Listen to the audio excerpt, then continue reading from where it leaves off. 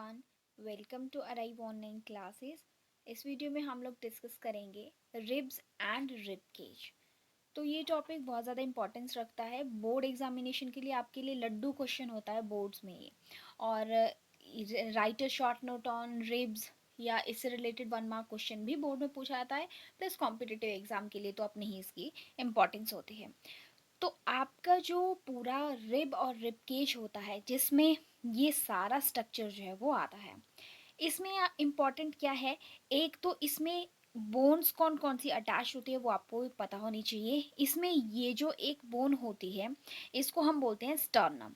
Sternum plus इसमें सारे ribs, ठीक है।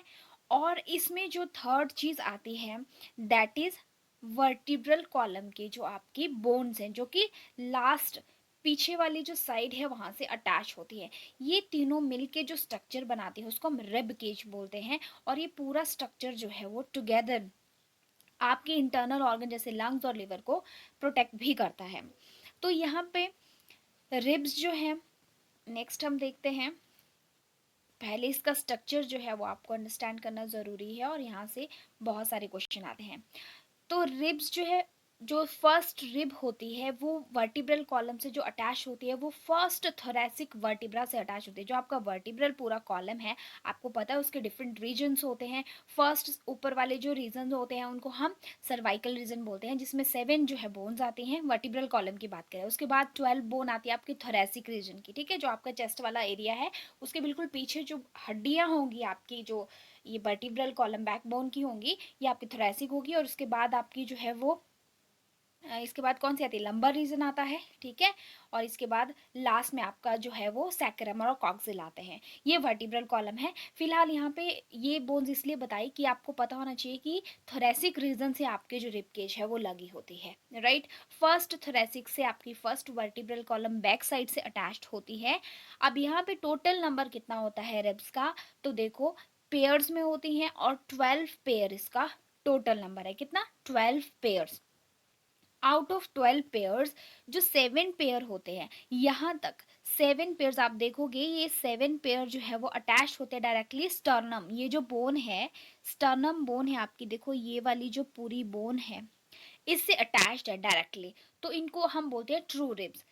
नेक्स्ट जो आती है रिब्स, ठीक है, नेक्स्ट रिब जो आपकी आती है जो 8th 9th और 10th है, ठीक है। 8th ये वाली और ये वाली बोन, ये तीनों जो हैं वो 7th नंबर के, आप देखोगे यहाँ पे ये तीनों ही इस 7th नंबर के बोन से, रिब से अटैच हो गई हैं जाके। फिर ये वाली अटैच हुई है स्टर्नम से जाके। तो इसलिए इसको हम क्या बोलते हैं, फॉल्स रिब्स बोलते हैं, ठीक है। इसके बाद आप देखोगे जो नेक्स्ट 2 होती हैं, ठीक है, जो कि आपकी 11th और 12th पेयर होता है। ये यहाँ पे अगर आप ध्यान से देखोगे, देखो इस स्ट्रक्चर को ध्यान से, यहाँ पे ये है आपकी एक और दूसरी ये है। ये बैकवर्ड डायरेक्शन से तो आपकी वर्टिब्रल कॉलम से अटैच है, लेकिन सामने से अटैच ही नहीं है, यहाँ पे कोई इसकी अटैचमेंट नहीं है, फ्लोट करती है। इसीलिए इनको हम स्टूडेंट्स फ्लोटिंग रिब्स बोलते हैं। आपको याद रखना है ट्रू रिब्स का नंबर कितना है, 7 पेयर्स है, मतलब टोटल नंबर 14 है। फॉल्स रिब्स का नंबर 3 पेयर्स बोलो और टोटल नंबर 6 हो गया। और फ्लोटिंग रिब्स कितने होंगे आपके, 2 पेयर्स या 4 नंबर, ठीक है। तो टोटल नंबर जो है, टोटल रिब्स का नंबर पूछेंगे तो 12 पेयर विच मीन्स 24 टोटल है। ये नंबर आपको याद रखने हैं। अब यहाँ से ये चीज मैंने बता दिया कि बैकवर्ड डायरेक्शन से वो वर्टिब्रल कॉलम से अटैच होते हैं और सामने से इस बोन से अटैच होते हैं जिसको हम स्टर्नम बोन बोलते हैं। अब देखो स्टर्नम बोन में स्टूडेंट्स, यहाँ पे आप देखोगे, यहाँ पे इस बोन को ध्यान से देखो, एग्जैक्टली ऐसे ही दिखती है पूरा। अगर आप जो रियलिटी में अगर रियल स्केलेटन होता है उसमें भी बोन्स आपको इस तरीके की ही दिखेंगे।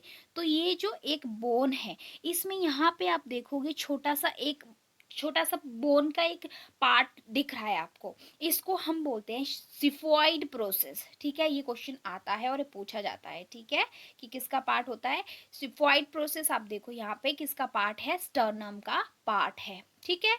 अच्छा, स्टर्नम के पार्ट, इसकी ये बॉडी होती है, सिफॉइड प्रोसेस होता है और मैंडिब्यूरम होता है। क्लियर, ये था इसका स्ट्रक्चर। अब यहाँ से वही क्वेश्चन, ये मैंने एनसीईआरटी का पोर्शन लिया हुआ है, तो वही चीजें लिखी हुई है कि जो स्टर्नम है वो एक फ्लैट बोन है। कैसी बोन है? फ्लैट बोन है, और vertebral mid line of thorax से उसके ऊपर अटैच होती है। थोरेसिक रीजन लग गया आपको पता कि क्या, वर्टिब्रल कॉलम के सर्वाइकल रीजन के बाद जो बोन्स आती हैं उनके सामने वाला रीजन क्या होता है? थोरेक्स, जिसमें हमारे लंग्स सिचुएटेड होते हैं। इसीलिए उस कैविटी को, ठीक है, जिसके अंदर हमारे लंग्स फिट होते हैं, उसको थोरेसिक कैविटी भी बोलते हैं।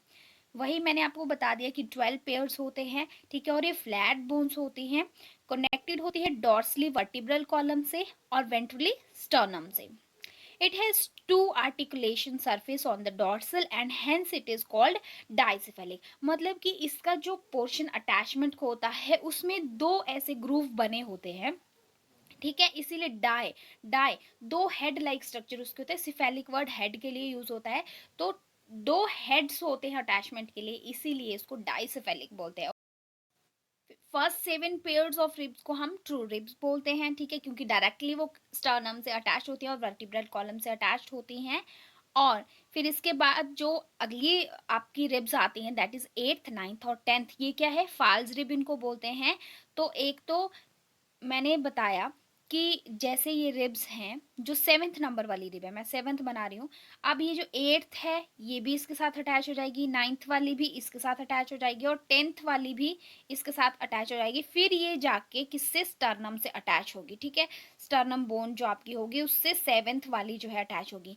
अब यहाँ पे ये बोल रहा है, आपका एनसीईआरटी बोल रहा है कि यहाँ पे जो ये अटैचमेंट है, क्योंकि ये जो 8th और 9th और 10th नंबर वाली जो रिब है ये 7th नंबर वाले रिब से अटैच हो रही है through hyaline cartilage, with the help of hyaline cartilage, ठीक है। आपको पता है कि हम जो है स्केलेटल सिस्टम में हमारे मसल, कार्टिलेज और बोन्स पढ़ते हैं, तो उसमें हाइलिन कार्टिलेज आपको याद रखना है, उनकी हेल्प से ये तीनों जो रिब्स हैं वो 7th रिब से अटैच होते हैं, ठीक है। इंपॉर्टेंट क्वेश्चन है। नेक्स्ट देखो कि अब इन्होंने बोला ये फाल्स रिब्स हैं और इनको हम क्या बोल सकते हैं? वर्टिब्रोकॉन्ड्रल रिब्स भी बोल सकते हैं, अदर नेम भी आपको ध्यान में रखना है। इसके बाद फ्लोटिंग रिब्स होती है, क्योंकि वो अटैच ही नहीं होती। जो आपका डॉर्सल सरफेस है वहां तो वो वर्टिब्रल कॉलम से अटैच है, लेकिन आपके दूसरी साइड वो स्टर्नम से अटैच्ड नहीं है, ठीक है। और ये चीज मैंने आपको स्टार्टिंग में बता दी कि vertebral column plus ribs plus sternum, इन सभी को टुगेदर हम रिब केज बोलते हैं, जो कि एक प्रोटेक्टिव जो है हमारे स्केलेटल सिस्टम का पार्ट है। वन मोर क्वेश्चन मैं आपको बता देती हूँ, जैसे हम स्केलेटल सिस्टम की बात करते हैं तो ये जो आपका पूरा रिब केज है, ये जो सारी इसकी बोन है, स्टर्नम, पूरी आपकी सारे पेयर्स, जितने भी पेयर्स हैं रिब्स के, ये सारे ही किस स्केलेटल का पार्ट है? तो ये एक्सियल स्केलेटल का पार्ट है। हम जो है स्केलेटल सिस्टम को दो पार्ट्स में डिवाइड करते हैं, axial and appendicular skeletal system. तो एक्सियल स्केलेटल, जैसे ये बॉडी है, अगर मैं थोड़ा सा आपको बताऊं, ये किसी पर्सन की बॉडी है, ठीक है। अब ऐसे ही बना देती हूँ थोड़ा सा। तो इसकी जो सेंटर में बोन्स हैं, ठीक है, ये वाली जो बोन्स आती हैं, ठीक है, वो आती है एक्सियल स्केलेटन में। ये आपका स्कल भी इसमें आ जाता है, सेंटर वाली जो बोन्स है। और ये साइड में रह जाती है ना, जिसमें आपके हाथ पांव वाली बोन्स आ जाती हैं सारी, ये आपके अपेंडिकुलर स्केलेटन में आती हैं। तो this is all about for ribs and rib के। जो सारे क्वेश्चंस इसमें इंपॉर्टेंट है, हर एक जो पैराग्राफ थोड़ा सा रिबकेज के बारे में ये एनसीईआरटी में है, इसकी हर एक लाइन जो है वो इंपॉर्टेंट है, ये स्ट्रक्चर इंपॉर्टेंट है। आपको बोर्ड एग्जाम में कई बार स्ट्रक्चर ही ड्रॉ करने को आता है और कई बार पूरा पूछ लिया जाता है, तो वेल इनफ है आपके लिए ये सारे पॉइंट्स। अगर आप ये एज इट इज लिखते हो आपको पूरे मार्क्स मिलेंगे। Thank you so much for watching this video. Bye bye.